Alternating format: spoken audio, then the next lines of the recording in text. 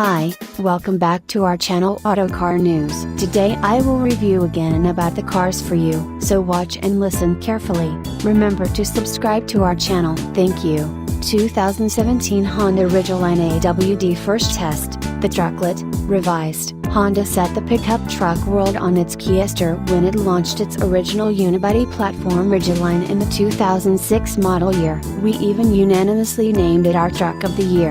With the plaudit, remember what it's like to ride in a typical truck: squeaks, shudders, and jolts. Erase all that. With its independent front and rear suspensions, the Ridgeline was a truck for people who dislike the inherent ride and handling compromises of trucks. It worked great for city folk who had weekends or evenings involving mud and muck but who didn't want to gunk up their SUV's precious carpet. If they were going to occasionally tow a couple jet skis or dirt bikes but spend most of their time commuting pothole-strewn roads, the Ridgeline made sense. And with the Ridgeline's wildly styled descending angle bed rails, snooty suburban neighbors wouldn't confuse it for a truck. Although the Ridgeline attracted a small, polarized crowd of Honda true believers, it never converted the millions of fans of traditional body-on-frame Detroit muscle. Truth is, it wasn't meant to. With the second generation 2017 Ridgeline now hitting showrooms, we tested whether Honda learned anything from its first go-round.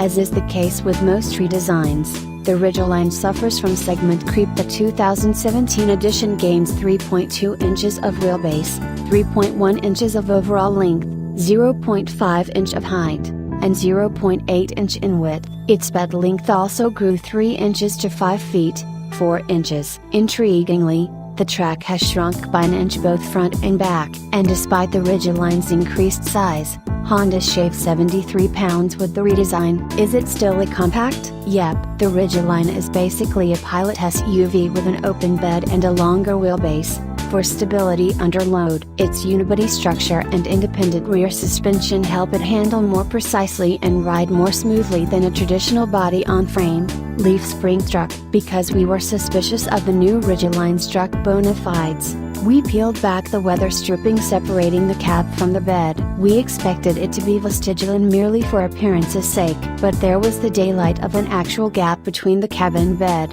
as well as an expansion joint where the bed rail meets the cab. The bed rails and cab are separate from each other, so it's a legitimate truck. It has a very tidy and compact feel, Editor-in-Chief and resident waverider rtl-e said. I like the practicality of the bed. This would be a great surf truck. But is it an actual truck where it counts? Sure, it's not heavy duty,